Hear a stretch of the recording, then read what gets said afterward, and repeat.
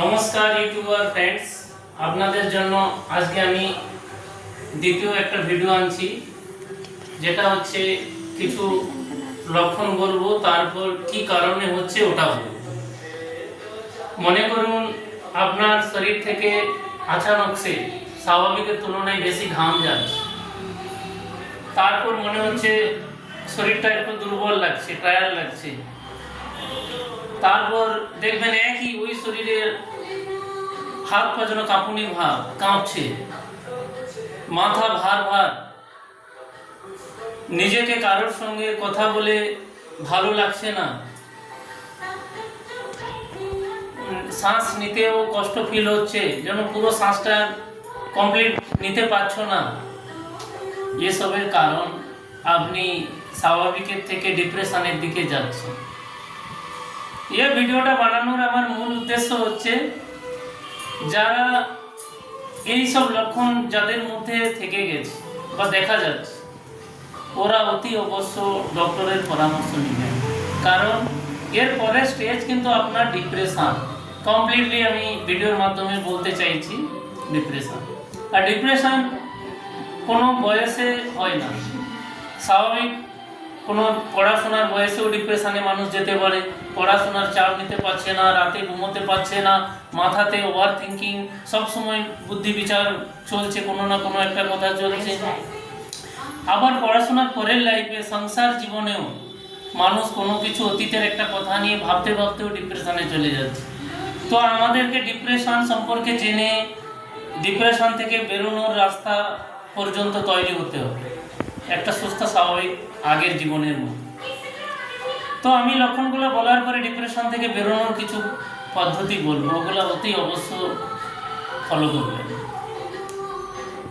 বন্ধু, এই ভিডিওটার মাধ্যমে আমি এই কারণে সবাইকে জানাতে চাইছি যে ভারতবর্ষে 70% মানুষ ডিপ্রেশনের শিকার হতে চলছে। কারণ সাংসারিক জীবনে সংসার চালাতে ব্যস্ত হচ্ছে, সংসার চালাতে কষ্ট হচ্ছে, পড়াশোনা জীবনে শিক্ষা থেকে পিছিয়ে যাচ্ছে বন্ধুর থেকে, আবার বয়সের গুণে যে কেউ কোথাও টুরে যাচ্ছে, আমরা যেতে পারছি না, ওগুলো নিয়ে বেশি ভাববেন না।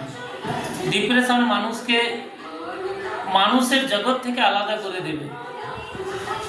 মানুষ জন্ম অনেক কষ্টে পেয়েছেন বন্ধু, তো এই জীবনটাকে আনন্দের সঙ্গে বিতাও। যারা ডিপ্রেশনে ভুগছেন তাদের করে আমি খাস করে বলতে চাইছি যে ডিপ্রেশন থেকে বেরোতে হলেও আপনাকে অতীত নিয়ে ভাবা চলবে না। হামেশা ভাববেন যে বর্তমানে আমি কি জায়গাতে আছি, আগে আমি কি করব। এটা কিন্তু আপনাকে সাহায্য করবে বেরিয়ে আসার জন্য।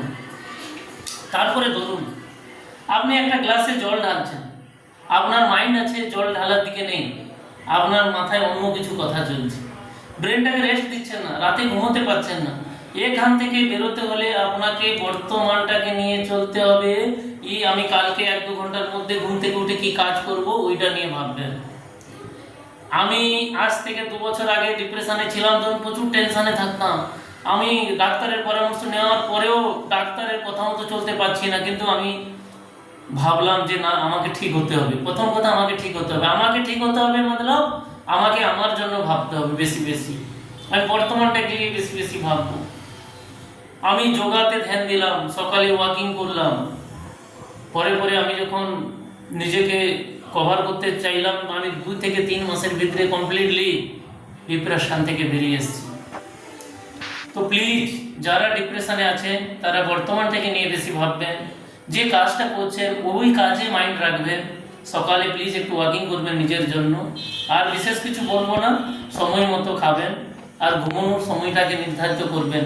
রাত্রি আমি 10টা থেকে 5টা অবধি ঘুমাবো, ঘুম না হলেও আমি ওই সময়টাকে শরীরকে রেস্ট দেবো, এটা প্লিজ ভাববেন। আর দুপুরে টাইম মতো খাবেন। আর ডক্টরের প্লিজ পরামর্শ নিয়ে নিজেকে সুস্থ রাখুন। এই সুন্দর পৃথিবীটাকে উপভোগ করুন। নমস্কার।